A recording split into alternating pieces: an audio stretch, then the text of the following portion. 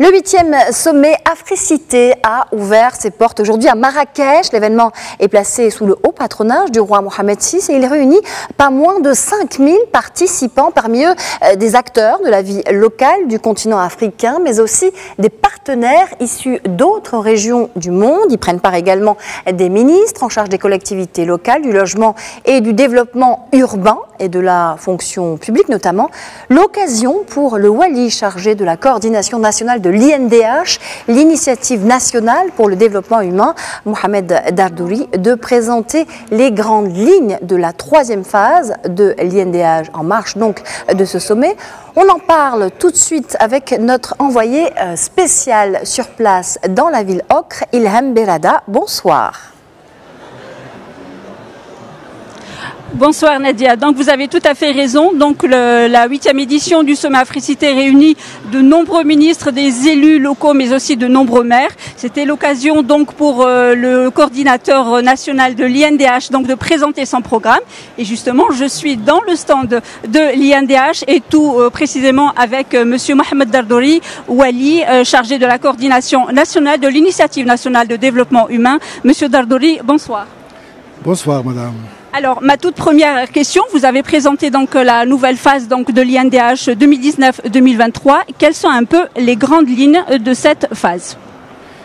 Merci beaucoup, madame.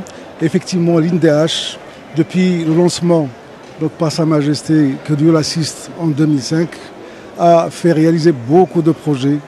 Comme vous le savez peut-être, c'est 43 000 projets. C'est 43 milliards de dirhams, dont 28 000 directement investis par l'INDH.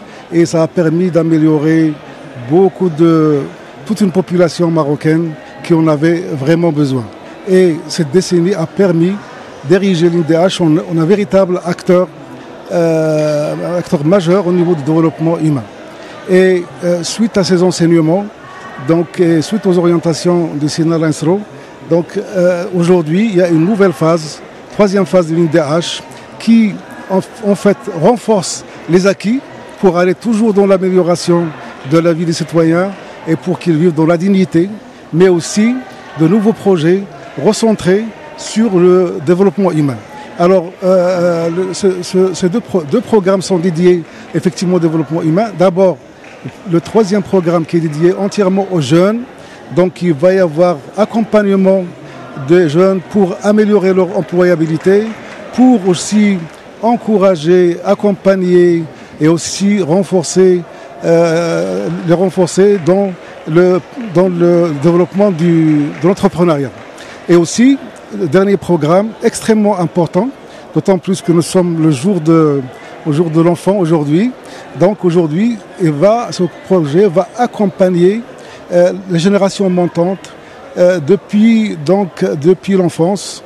Et bien sûr, en commençant par la mère, on s'occupera avec le ministère de la Santé mère-enfant et aussi de la nutrition. Aussi, on va, avec le ministère de l'Éducation nationale, généraliser le préscolaire, notamment dans des zones où il n'y a pas d'école et dans des zones difficiles. Mais aussi, on va accompagner les élèves parce que, comme vous le savez, il y a une déperdition malheureusement importante. Donc, on va essayer de faciliter la vie à ces élèves, notamment aux jeunes filles. Monsieur le Wali Mohamed Dardouri, comment peut-on voir l'INDH aujourd'hui dans ce sommet, donc la 8e édition du sommet donc Africité, et comment vous comptez travailler avec vos partenaires africains? Donc cette initiative nationale a déjà été reconnue à l'international comme étant une plateforme de niveau vraiment très intéressant. Et là, justement, on a exposé, d'autant plus qu'on a eu déjà de premières expériences avec pas mal de pays africains qui ont apprécié et qui ont demandé à ce qu'ils connaissent davantage cette expérience. Et là, on l'a exposé, comme vous avez suivi, pour éventuellement voir toutes les pistes et pour accompagner la politique de Sa Majesté envers l'Afrique et en matière de développement humain.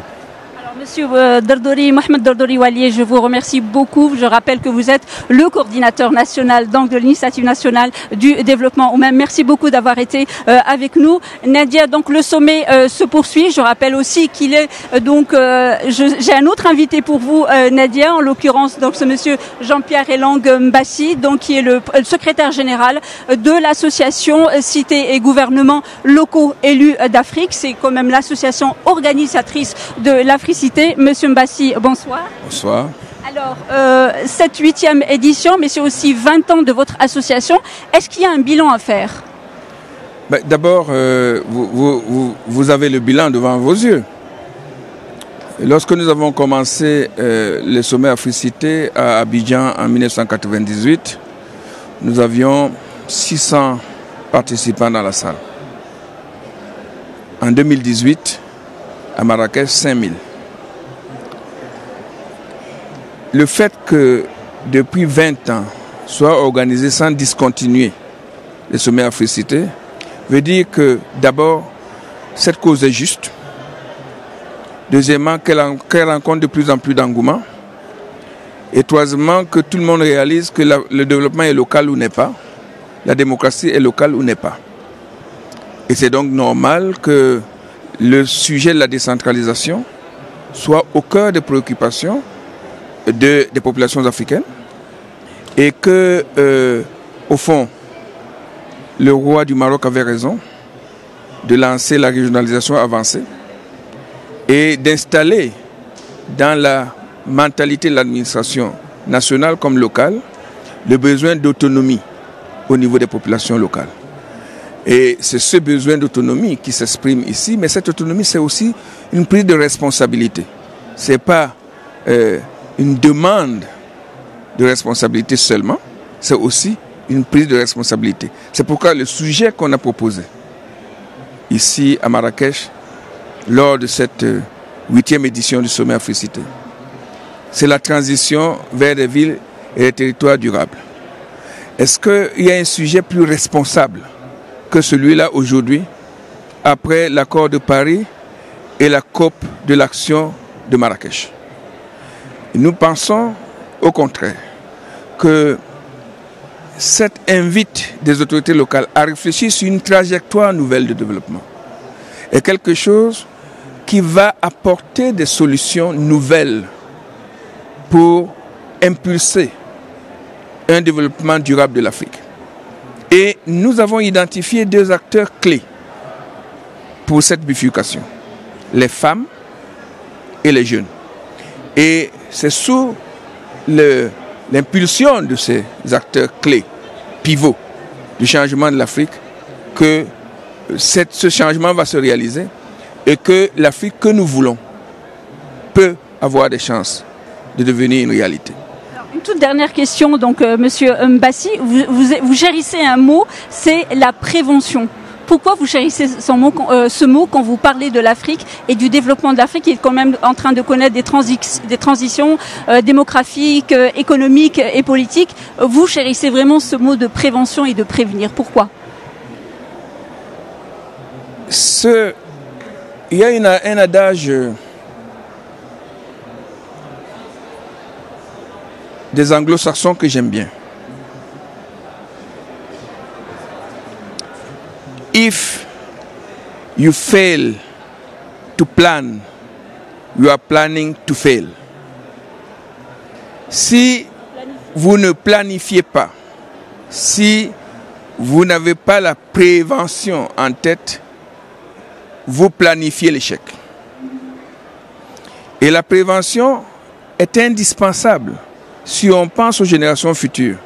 Je ne connais pas de maman qui met un enfant au monde et ne se soucie pas de prévenir qu'il ne soit pas malade. La prévention est inscrite dans nos gènes. Parfois, on l'a oublié. Les élus locaux rappellent qu'il faut revenir à cette pensée préventive qui permet d'éviter les catastrophes. Voilà. Monsieur Mbassi, je rappelle, merci beaucoup d'avoir été avec nous. Je sais que votre journée a été très chargée. Voilà donc Nadia ce que l'on pouvait dire aujourd'hui sur cette 8e édition de Africité qui se poursuit, je rappelle, jusqu'à samedi ici à Marrakech. Merci, la Hemberada.